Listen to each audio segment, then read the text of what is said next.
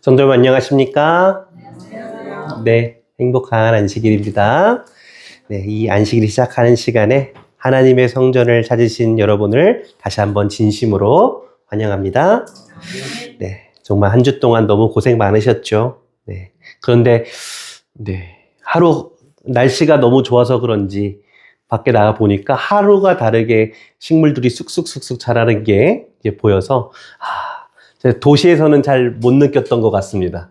하루가 다르게 풀이 자랄 수 있구나 라는 거를 말로는 들었었는데 처음 체험해 보는 것 같아요. 이 앞에 화단만 해도 뭐 하루 제가 조금 안에서 못 나오고 좀 작업하다가 다음에 나오면 풀이 이만큼 자라 있고 신기한 것 같습니다. 참 생명이 살아있다라는 것이 분명히 한두 달만 해도 꽁꽁 얼어 있었던 것 같은데 정말 굉장한 것이라는 것을 새삼 이제 느끼게 됩니다. 아무튼 그런 생명을 그 식물, 자연 천연계뿐만 아니라 오늘 우리에게도 충만하게 주시는 그 하나님을 찬양하며 그 안식을 충만히 누리는 오늘이 되기를 바랍니다. 네. 오늘은 시대의 소망 70장의 내용을 주제로 한번 말씀을 나눠보도록 하겠습니다. 시대의 소망 70장은 내 형제 중에 지극히 작은 자라는 주제인데요. 이제 그 주제를 통해서 오늘 주님의 우편에 앉아보세요라는 제목으로 말씀을 나누겠습니다. 여러분, 뜬금없어 보이지만 이제 이 시대의 소망 70장의 배경이 이제 하나님의 심판에 대해서 이야기를 하고 있는데요. 이 마지막 심판의 날에 우리를 하나님의 우편에 앉는 것과, 우편이 이제 하나님의 선한 쪽입니다. 우리가 이제 우편을 보통 상징적, 표상적으로 하나님의 선한 것을 이제 오른쪽으로 두는데 하나님의 우편에 앉는 자와 좌편에 앉은 자가 갈라질 것인데 그 판단 기준이 과연 무엇일까라는 질문으로 말씀을 시작해 보겠습니다.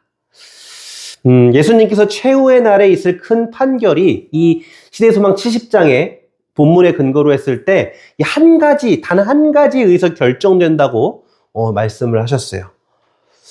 그것이 무엇인가? 놀랍게도 그리스도를 위하여 가난한 자들, 가난하고 고통받는 자들을 도와주었느냐 혹은 도와주지 않았느냐에 따라서 우편에 앉는가 좌편에 앉는가가 결정된다라는 거예요. 저로서는 분명 예전에 읽었을 텐데 이제 한 문장 한 문장 묵상하면서 보다가 굉장히 좀 신선한 충격이 있는 이제 구절이었던 것 같습니다. 왜냐하면 이제 그리스도인으로서 우리가 가난한 사람을 돕는 것은 어찌 보면 당연한 일이죠. 당연한 일이에요. 어렵거나 도움이 필요한 사람들을 돕는 것은 너무나 당연한 일인데 또 우리 신앙에서 우리가 챙겨야 할 게 어려운 사람을 돕는 것뿐만 아니라 신앙에서 중요하다고 하는 것들이 굉장히 요소들이 많이 있죠. 그렇죠? 어떤 것들이 있습니까? 성화의 문제, 아니 성령 하나님을 구하는 문제, 교회 생활의 문제, 안식일, 말씀과 기도, 이런 신앙생활. 우리가 중요하게 여길 것들이 너무 많죠. 그런데 이런 요소들도 정말 많은데 예수님께서 너무도 단호하게 그리스도의 심판의 판결이 가난하고 고통받는 자들을 도와주었는지 도와주지 않았는지에 대해서 판결된다고 시대소망의 얘기 기록을 하신 거예요. 예수님께서 신앙생활에서 그 강조하신 수많은 요소들이 있는데 그럼에도 불구하고 왜 이 장에서 그리스도를 위하여 가난하고 고통받는 자들을 도와주는 것의 유무에 따라서 우편과 좌편, 주님의 우편과 좌편 어느 쪽에 앉는 것이 결정된다고 말씀하셨는가? 오늘 그 이유를 조금 살펴보려고 합니다.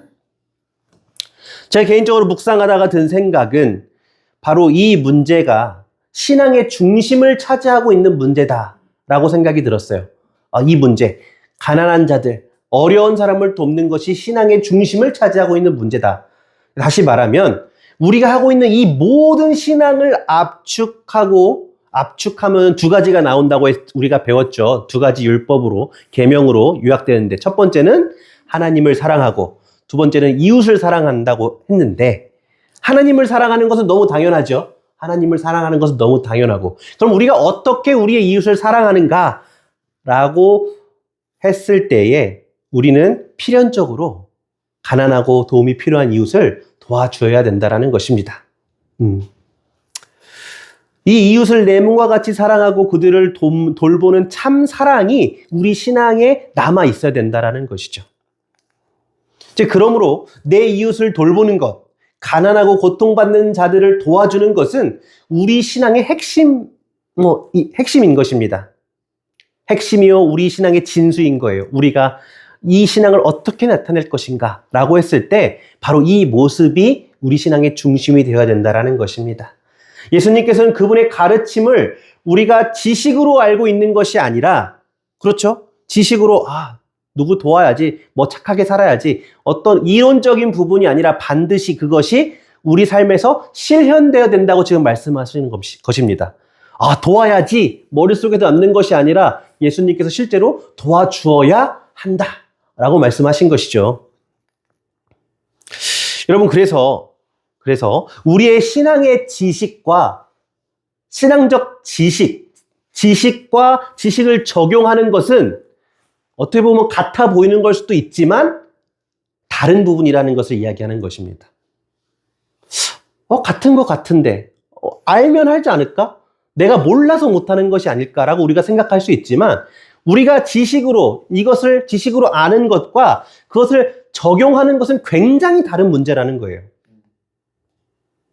이것을 알고 있다고 되는 것이, 저절로 되는 것이 아니란 것입니다. 여러분 공감하십니까? 아니면은 그럼에도 불구하고 의문점이 남습니까? 잘 모르시겠죠? 근데 이 부분을 참 신학자들이 참 할 일이 없죠. 이 부분을 증명할 수 있는 실험을 하나, 재미있는 실험이 있습니다. 그래서 이걸 하나 소개해 드릴 텐데요. 이 실험의 주제는 내 신앙의 지식과 실제 적용되는 것은 다르다라는 걸 증명하는 이제 실험입니다. 무슨 실험인가? 바로 1973년에 있었던 선한 사마리아인 실험입니다. 선한 사마리아인 실험. 들어보신 적 있으신가요? 들어보신 적 있으신 분도 계신 것 같습니다. 네, 심리학자죠. 심리학자인 존 달리와 다니엘 바트슨이라는 이제 이 사람이 프린스턴 신학대학원, 프린스턴이라는 이제 옛날에 미국에 있는 굉장히 유명한 신학대학원이 있습니다. 거기 있는 신학대학원생들을 대상으로 심리학 실험을 한 거예요. 어떤 실험이었는가? 바로 이 선한 사마리아인의 비유를 활용한 실험이었어요. 이 선한 사마리아인의 비유, 우리에게 너무도 익숙하고 잘 아는 비유지 않습니까? 선한 사마리아인의 비유. 우리의 이웃이 누구입니까? 우리의 이웃이 누구죠? 선한 사마리아인의 비유에 보면 지나간 사마리아인이 우리를 원수로 여겼었는데 자신이 죽을 수도 있고 정말 위험에 노출됐지만 정성으로 나를 돕는, 그건 정말 예수님의 사랑을 정말 극적으로 잘 표현한 비유가 이 사마리아인의 비유죠. 그러니까 우리에게도 굉장히 익숙한 비유라면 이 프린스턴 신학대학생들에게는 정말로 익숙하고 너무도 잘 알고 또 감동적으로 설교할 수 있는 주제인 것입니다. 그렇죠? 근데 이 이제 심리학자들이 어떤 실험을 했는가? 이 성경에서 가장 유명한 사랑에 대한 이 비유를 가지고 이 신학대학원생들한테 무엇을 요구했냐면 설교문을 작성하라고 한 거예요. 설교문을 작성해라. 그러니까 이 신학대학생들이 이제 설교문을 이 선한 사마리아인의 주제를 가지고 설교를 쓰는 것입니다. 어떤 내용들이 나왔을까요? 뭐 알죠? 내가 정말로 이 사람을 사랑하면은 모든 것을 다 주어야 된다. 그렇죠. 쓰러져 있는 내 어려움에 있는 사람을 그냥 지나치면 안 된다. 뭐 이런 내용들을 설교를 썼을 것입니다. 그렇죠. 네. 그래서 이 설교를 그냥 단순히 쓰는 것이 아니고 이제 그 자리에서 다 쓰셨으면 옆 건물에 있는 장소에서 녹음을 하겠습니다. 이렇게 얘기한 거예요. 그러니까 이 학생들이 설교를 다 쓰면 뭐 하러 가야 돼요? 녹음하러 가야 돼요. 이제 기록을 남기러 가야 되는 것입니다. 이 녹음을 해야 된다고 했으니 카메라 있는 것과 없는 것의 차이가 굉장히 크거든요. 카메라 뭐 녹음해야 되는 기록이 남잖아요. 그러니까 실수하면 될까요? 안 될까요? 안 되니까 얼마나 정성껏 이 설교를 준비했을까요? 그렇겠죠? 이 잘 준비한 설교를 가지고 이제 녹음실로 가야 되는 것입니다. 그 설교를 하면서 설교의 적용은 반드시 필요하죠. 적용점들도 굉장히 잘 뽑아놨을 거예요. 여기까지 이해되시나요? 이 실험이 어떻게 진행되고 있는지? 근데 이 실험의 핵심이 무엇인가? 핵심이 무엇인가? 이 핵심이 무엇인가면 이 설교를 쓴 장소와 녹음실 사이의 복도에 실제로 쓰러져 있는 사람을 준비한 거예요. 그래서 이 목표를 가지고 이 녹음을 하러 가는 신학대학원들이 실제로 복도에 쓰러져 있는 사람을 얼마나 도와주느냐. 이게 실험의 본래 내용이에요. 신학대학원들은 모르지만. 근데 여기다 또 차이를 주었습니다. 무슨 차이를 주었냐면은 3가지 분류의 학생들로 나눴어요. 3가지 학생들로. 그래서 첫 번째 그룹의 학생들에게는 시간 충분히 있으니까 충분히 설교 쓰고 이제 가서 녹음하십시오라고 했고, 두 번째 그룹에는 시간이 지금 가면 딱 맞을 것 같은데요. 딱 맞을 것 같은데요. 얼른 가보세요. 얼른 녹음하러 가세요. 라고 말했고, 3번째 분류의 사람한테는 시간이 벌써 이렇게 됐네. 늦어버렸습니다. 녹음 시간이 지나버렸어요. 빨리 가가지고 녹음하세요. 이렇게 약간 압박을 주었습니다. 여러분, 결과가 어떻게 나왔을까요? 이렇게 가는 도중에 이 통로에 한 남자가 고개를 숙이고 신음하고 쓰러져 있게 한 거예요. 뭐하고 비슷한 상황이에요, 지금? 그렇죠. 심장마비인 것 같지만은 지금 이 신학생들이 준비한 게 뭐예요? 선한 사마리아인의 비유예요. 자기 갈 길 가다가 길거리에 있는 쓰러져 있는 사람을 도와주는 그 내용을 지금 묵상하고 설교를 썼다고요. 적용점을 찾았다고. 그러니까 우리가 배우고 지식적으로 안 내용으로는 기본적으로 이 설교를 깊이 묵상하고 잘 적용했으면은 쓰러져 있는 사람이 보이면 어떻게 해야 돼요? 도와줘야 돼요. 그렇죠? 그냥도 도와줘야 되는데 지금 묵상을 깊이 충만히 했다니까요. 지금 성령 충만한 상태예요. 지금 이 사람들 녹음하러 가야 돼요. 지금 자기 녹음 레코드가 돼서 전국에 팔릴지도 몰라요. 자기 설교가. 여러분 놀라지 마십시오. 시간적인 여유가 있는 학생도요. 조차 몇 프로만 도와줬다고요? 63%. 그러면 늦었습니다. 어떻게 해요? 빨리 가서 녹음하세요. 라고 할 때 몇 퍼센트 멈춰서 도와줬다고요? 10%. 여러분, 여기서 나타나는 거예요. 여러분, 우리가 지식적으로 남을 도와야 된다는 것 안다니까요. 여러분, 착한 사람은요, 교회 안 다니는 사람들도 넘어져서 쓰러져서 힘든 사람 도와준다는 것 알아요. 그 지식을 우린 너무 잘한다고요. 심지어 예수님을 통해서 그 비유를 배웠기 때문에 더 깊은 의미를 안다고요. 우리는 수많은 설교를 들어왔고요. 지금 금토 일주일에 3번 52주면 152번의 설교를 우리는 1년에 듣습니다. 10년이면 1500번의 설교를 듣는 거예요. 얼마나 많은 성경 본문과 본문의 내용을 적용시키고 내 삶에 대해서 지식적으로 아냐는 거예요. 그런데 바로 직전에 그 충만한 은혜를 가지고 설교문을 들고 똑같은 상황, 이 성경 본문에 나오는 똑같은 상황이 눈앞에 펼쳐졌는데 그 신학생들조차 63%, 평범한 삶에 있었을 땐 63%지만 삶의 압박이, 세상이 우리를 압박하고 긴박해서 내가 내 시간을 컨트롤하지 못하는 건 긴박한 상황 속에서는 하나님의 말씀을 실천하는 사람이 예비 목사들임에도 불구하고 몇 %였다고요? 10%였다라는 것입니다. 그들의 머릿속에는 뭐가 있었는데? 선한 사마리아인처럼 살자라는 설교문의 교훈이 있었는데도 말입니다. 여러분, 설교 주제와 지식은 그래서 우리의 행동을 바꾸지 못한다라는 것입니다. 더욱더 세상의 압박 속에서 지식은 무너지게 돼 있다라는 것이죠. 이러한 지식들, 하나님에 대한 지식을 가지고 그럼에도 불구하고 세상에 나왔을 때 세상이 주는 긴박함과 압박감 속에서 그 말씀을 기억하고 말씀을 기준으로 살기가 결코 쉬운 것이 아니란 것을 이 실험을 통해서 우리는 알 수 있는 거예요.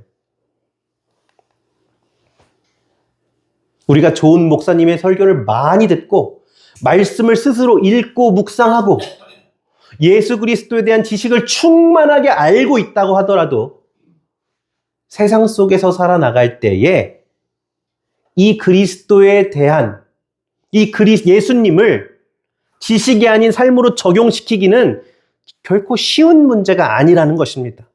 우리가 생각한 것보다 더욱더 심각한 문제일 수 있어요. 우리는 이것을 알고 있다고 생각하거든요.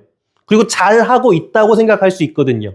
그런데 생각보다 그 중심이 심각한 문제일 수 있다는 것입니다. 여러분, 이 세상이 점점 어떻게 되고 있습니까? 바빠지고 있습니까? 아니면 한가해지고 있습니까? 정신없고 신경 쓸 일이 너무 많아지는 것입니다. 우리 삶 속에서 내가 옛날에는 핸드폰이 없고 텔레비전이 없고 뉴스 이런 라디오 겨우 들을 수 있는 그런 시절만 하더라도 세상이 이렇게 신경 쓸 일이 많지가 않았어요. 근데 이제는요, 저쪽 지구 반대편에 이란하고 이스라엘이 싸우는 것도 우리가 어떻게 해야 돼요? 신경 써야 돼요. 그거 신경 쓰고 쟤네들 어떡하나 걱정하면서 정작 내 할 일을 못하는 거예요. 내 삶의 중심이 흔들려 버리는 것입니다. 여러분, 그렇기 때문에 오늘 주님께서 우리 안에서 어떤 교리나 그 그리스도에 대한 지식이나 그런 열심뿐만 아니라 실제로 내 삶에서 하나님의 말씀을 실천하고 적용하고 있는지를 물어보시는 거예요. 내가 그것을 지금 알고 있는 게 중요 아니고 너 지금 오늘, 너 이번 주, 이 시간에 내가 말한 말대로 실천하고 순종하고 살았는지를 제 예수님께서 물어보고 계신 거라는 거예요. 그 말을 다르게 표현하신 것입니다. 예수님께서. 너는 지금 가난한 사람들, 도움이 필요한 사람들에게 도움을 주었느냐는 거 예수님께서 똑같은 말씀으로 물어보신 거예요, 오늘. 사랑하는 횡성동북교회 성도 여러분, 우리가 이웃에 대해서 깊은 관심과 사랑을 베풀어야 돼요. 그런데 이 일이 방금 이제 그 예화처럼 우리의 지식만으로, 우리의 생각대로, 우리의 의지만으로 가능하다고요? 불가능하다고요? 불가능한 거예요. 이게 불가능한 거예요. 그래서 성령 하나님을 우리가 간구해야 되는 이유가 여기에 있는 것입니다. 우리가 화요일마다 성령 시리즈로 말씀을 나누고 있지 않습니까? 지식에 머물러 있는 예수 그리스도에 대한 지식, 성경의 지식이 실제로 내 삶에서 증명되고 실천되기 위해서는 반드시 성령 하나님의 임재가 우리 삶에 있어야 된다는 것입니다. 우린 지식으로 온전히 주님의 일을 이룰 수 없기 때문입니다. 성령 하나님의 임재로 우리의 마음이 감동될 때에 우리는 비로소 그리스도의 지식을 순종으로 따르게 되는 것입니다. 성령 하나님과 동행함으로 그리스도의 사랑을 우리 이웃과 나누시게 되는 우리 횡성동북교회 성도님들이 되시기를 예수님의 이름으로 기도합니다. 아멘. 네. 영감의 글에는요, 우리가 이제 수많은 사람들을 도와줘야 되는데요. 가난하고 도움이 필요한 사람들을 도와줘야 하는데, 이 사람들을 도와주는 과정에서 우리 성도들이, 안 믿는 사람 말고 우리 성도들이 저지르는 실수에 대해서 언급하는 구절이 있어서 소개해드립니다. 근데 이 이야기가 정말 놀라웠어요. 정말 놀라웠습니다. 깊이 묵상할 수 있는 시간이 됐으면 좋겠습니다. 많은 사람들이요, 이 부분에 대해서, 오늘 말씀드린 이 세 가지 부분에 대해서 실수해서 넘어져서 내가 그리스도인이라고 말하지만 최후의 심판의 날 주님이 의롭다고 하신 우편이 아닌 좌편, 구별된 심판받는 무리의 자리에 서게 될지도 모른다라고 이야기하시는 거예요. 선지자가 이야기하는 것입니다. 그래서 어떻게 우리가 그 내용을 알아야 우리가 넘어질 것을 주의해야겠죠. 넘어지지 않도록 이 내용을 살펴보는 것입니다. 여러분, 주의 좌편에 앉게 될, 심판받게 될 사람들이 저지르는 가장 큰 실수가 무엇일까요? 첫 번째는 나의 일에 몰두하는 것입니다. 나의 일에 몰두하는 거예요. 자기 일에 너무 열중해서 다른 사람들의 공경을 일부러 돌아보지 않는 것입니다. 내가 우연찮게 내 눈앞에 보이는 사람만 도와야 되는 것이 아니라 우리가 어려운 사람을 찾아야 된다는 말도 될 수 있어요. 어찌 보면 설교 시작 부분에서 우리가 나누었던 예화처럼 우리가 가장 빠지기 쉬운 실수일 수도 있습니다. 우리가 너무 근면성실하고 세상 일에 열중하다 보면 우리가 돌봐야 할 주께서 우리에게 맡겨주신 영혼들을 등한시 소홀히 할 수 있다는 것입니다. 예수님께서는요, 모든 사람이 동일한 신앙 상태와 동일한 재산 상태를 원하지 않으셨어요. 10달란트를 받은 사람이 있고 1달란트 받은 사람이 있고, 그런데 그들의 부족함을 어떻게 하라고요? 많은 사람들이 그 가난한 것을 채워주라고 말씀하셨습니다. 그것이 주님의 우리의 명령인데, 우리가 내가 손에 가지고 있는 것에만 몰두하게 되면 주님께서 돌보라고 보는 영혼을 볼 수가 없는 거예요.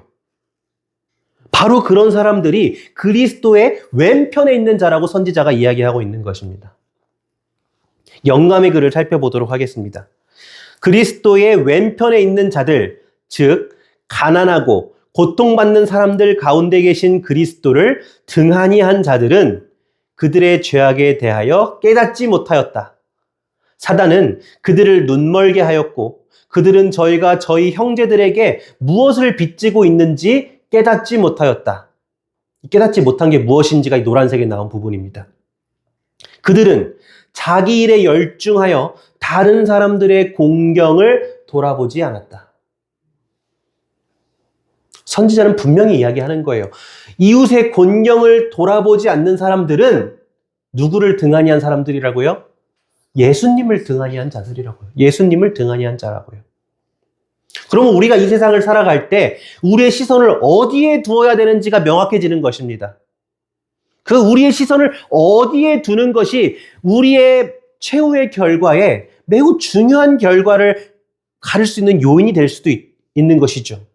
내 시선이 나의 일, 나의 사업, 나와 내 가족에만 시선을 고정시킨다면 우리는 이웃의 고통을 등한히 하는 실수에 빠질 수도 있다고 지금 선지자가 우리에게 이야기하고 있는 것입니다.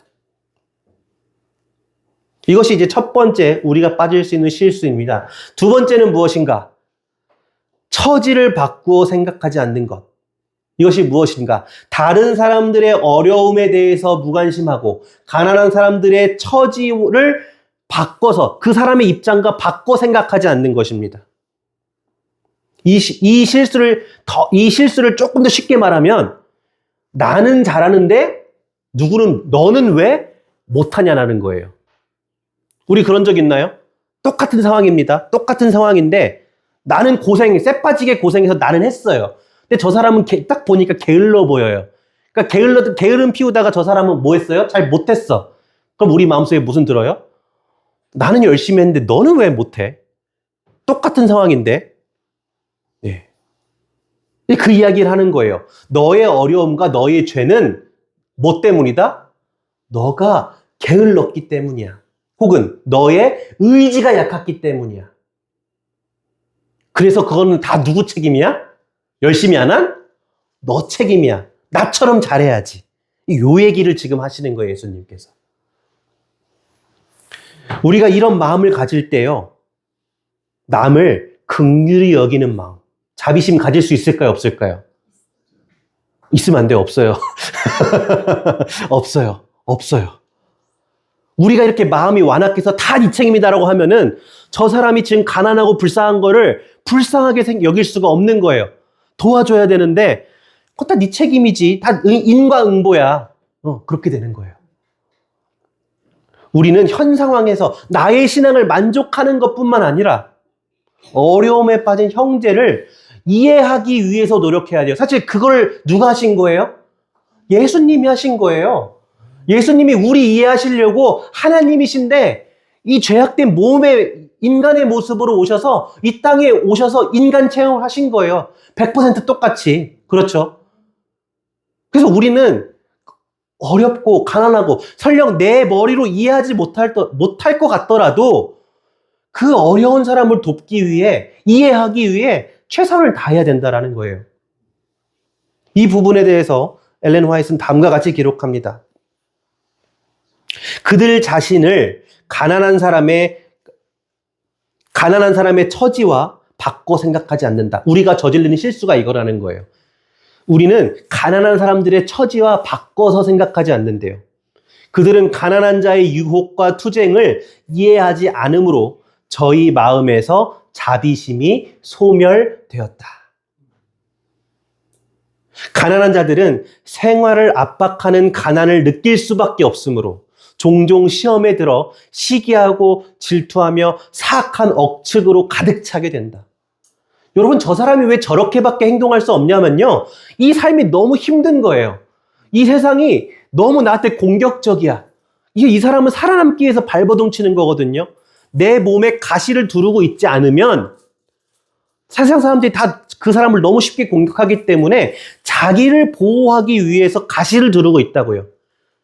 그런데 그 사람을 이해하려고 하지 않으면 그 사람을 책망하게 되고, 너는 교회 다니는 사람이 어떻게 그렇냐? 이런 말이 너무 쉽게 나오는 거예요. 스스로의 곤궁의 압박을 참고 견뎌본 적이 없는 자들은 너무도 흔히 가난한 자를 경멸하는 태도로 대하며 그들이 거짓처럼 간주되고 있다고 느끼게 만든다. 네. 나는 잘하고 있다라는 거예요. 근데 너는 왜 그러냐?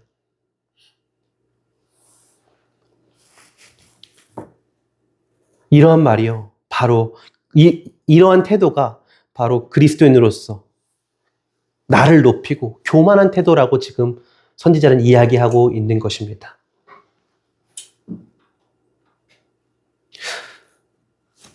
뉴스에서 그런 거 보신 적 있죠?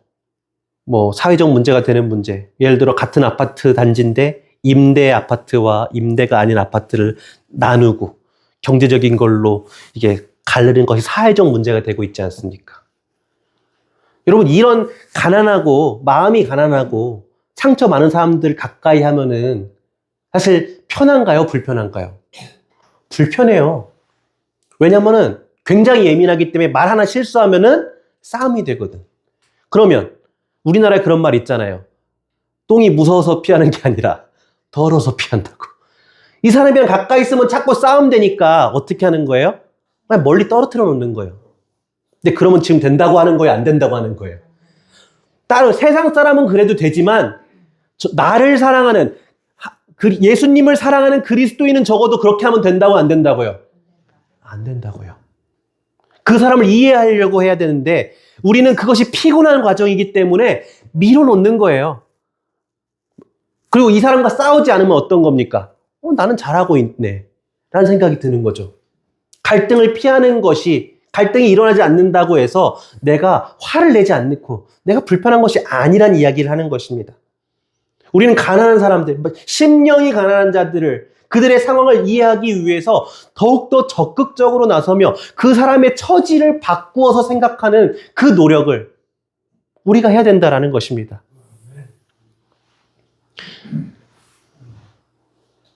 우리를 동정의 눈으로 바라보시는 그 사랑의 예수님의 사랑을 우리 마음에 품고 그들을 예수님의 사랑으로 품어줘야 된다라는 것입니다. 저는 이 세 번째 실수가 가장 중요하다고 생각합니다. 아마 우리가 빠질 수 있는 가장 큰 사단의 함정이라고 생각을 합니다. 이것이 무엇인가? 가난한 자를 돌볼 때 주님과 같이 그들을 돌보지 않는 것입니다. 쉽게 말하면 진심을 다해서 그들을 돌보지 않고 흉내만 내는 것입니다.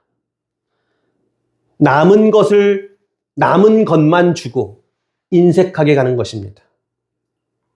여러분, 이 시대의 소망의 구조를 보면서 굉장히 마음이 찔렸습니다. 왜냐하면 제가 지금까지 가난하다고 생각하는, 어려움에 있는 사람들을 대하는 태도가 바로 이것이었기 때문입니다. 여러분들도 깜짝 놀라실 수 있다고 생각을 합니다. 영광의 글을 살펴보도록 하겠습니다. 그대가 굶주리고 가난한 사람들에게 인색하게 빵 조각을 나누어 주었을 때 그들로 하여금 몸에 스며드는 냉기를 피하도록 보잘것없는 의복을 주었을 때 그대는 영광의 주께 주고 있다는 사실을 기억했는가?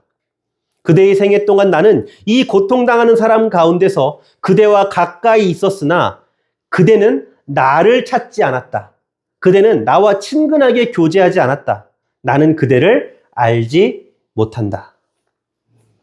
여러분, 여기 등장하는 사람이 가난한 사람들을 도왔습니까? 안 도왔습니까? 아니요, 도왔어요. 도왔어요. 돕긴 도왔어요. 굶주리고 가난한 사람들에게 빵을 준 게 아니고 빵 조각을 주었어요. 추울 때 의복을 주긴 했는데 보잘것없는 의복, 쉽게 말하면 나한테 필요 없는 거 줬어요.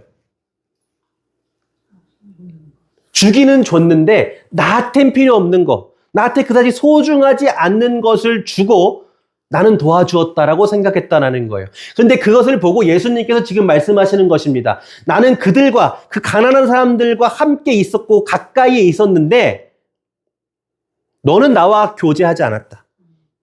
나와 함께하지 않았다. 그저 흉내만 냈다. 그래서 결국적으로 나는 너를 몰라. 너가 빵 부스러기도 주고 뭐 하잘것없는 의복을 주었을진 몰라도 나는 너를 모르겠다. 야. 예수님께서 그렇게 말씀하시는 것입니다. 예수님께서 아예 가난한 사람들을 외면한 것도 책망하셨지만 누구도 책망하시는 거예요? 주님께 대하지 않은, 내 이웃을 예수님과 같이 대하지 않은 그 책임을 우리에게 묻고 계신 거예요. 책임을 회피하기 위해서 최소한의 양심으로 이웃을 돕는다고 한 그 태도를 예수님께서는 도운 것이 아니고 의롭지 않다고 분명하게 이야기하고 계신 것입니다. 그러한 부스러기와 같은 도움을 통해서는 우리는 그리스도와 만나고 교제할 수 없는 것입니다. 그리스도의 사랑을 함께 나눌 수가 없는 거예요. 나누기에는 그 열처녀의 비유에 있는 자다가 일어난 그 조금 자신만의 기름밖에 남지 않은 것처럼 남을 나눌 수 있는 사랑이 부족한 것입니다. 우리가 남을 도울 때 어떻게 도와야 된다고요? 나에게 필요 없어진 것으로 주는 것이 아니라 나에게도 소중하고 가치 있고 나도 급하지만 그럼에도 불구하고 이 사람 예수님을 위해서 이 사람을 돕는 것처럼 이 사람을 도와야 된다고 예수님께서 말씀하고 계신 것입니다. 아멘. 예수님께서 분명하게 말씀하십니다. 내가 줄일 때에 너희가 먹을 것을 주었고 목마를 때에 마시게 하였고 나그네 되었을 때 영접하였고 헐벗었을 때에 옷을 입혔고 병들었을 때에 돌보았고 옥에 갇혔을 때에 와서 보았느니라. 우리가 이웃을 이렇게 돌보았을 때에 주님을 사실 만나는 것이라는 것을 우리가 반드시 기억해야 합니다. 주님을 만나는 방법이 어디에 있는 것이 아니라 바로 여기에 있는 것입니다. 우리가 이 일을 열중하게 될 때에, 우리의 열심을 다할 때에, 우리가 기도함으로 성령 하나님과 동행하며 이 주님께서 말씀하신 이 길을 갈 때에 우리는 주께서 주시는 더욱더 큰 충만한 그 축복을 받게 되는 것입니다. 바로 달란트의 비유에 나와 있어요. 우리가 우리의 일을 충실히 다했을 때에 주님께서는 더 값진 달란트로 쌓아주시는 것을 우리는 볼 수 있죠. 우리가 그것을 경험해야 된다는 것입니다. 시대의 소망 두 구절을 보고 이제 말씀을 마치도록 하겠습니다. 우리의 힘이 미치는 한 그들을 위해서 이 모든 일을 해야 할 가장 엄숙한 의무가 우리에게 지워져 있다. 심판 때에 우리들을 서게 하든지 혹은 넘어지게 할 그리스도의 생애의 법칙은 그러므로 무엇이든지 남에게 대접을 받고자 하는 대로 너희도 남을 대접하라 이다. 아멘. 이 사업을 게을리한 까닭에 매우 많은 젊은 제자들이 그리스도인 경험의 초보 수준밖에는 더 전진하지 못한다. 예수께서 그들에게 내 죄사함을 받았느니라 그 말씀하실 때에 그 자신의 마음 가운데 불타오르던 빛을 어려움 가운데 있는 자들을 도와줌으로써 계속 불타게 할 수 있다. 여러분, 우리의 어려운 이웃을 돌볼 때요, 우리 안에 불꽃이 계속 타오를 수 있게 되는 것입니다. 한번 반짝했던 그런 불꽃으로 사그러드는 것이 아니라 이 불길이 더욱더 커져서 이 주님의 사랑이 퍼져나가야 되는 역할을 우리가 맡게 되는 것입니다. 예수님께서 사랑하시는 이웃을 돌보는 일에 함께 동참하게 되시길 원하십니까? 네, 아멘. 우리가 모두 성령의 뜨거운 불길로 우리 마음에 품어서 정말 진정으로 주께서 사랑하는 그 이웃들을 돌볼 수 있는, 그 이웃들이 어려운 것을 찾아다닐 수 있는, 그들을 깊이 공감할 수 있는 우리 횡성동북교회 성도님들이 되시기를 바라면서 오늘 말씀을 마치도록 하겠습니다. 아멘.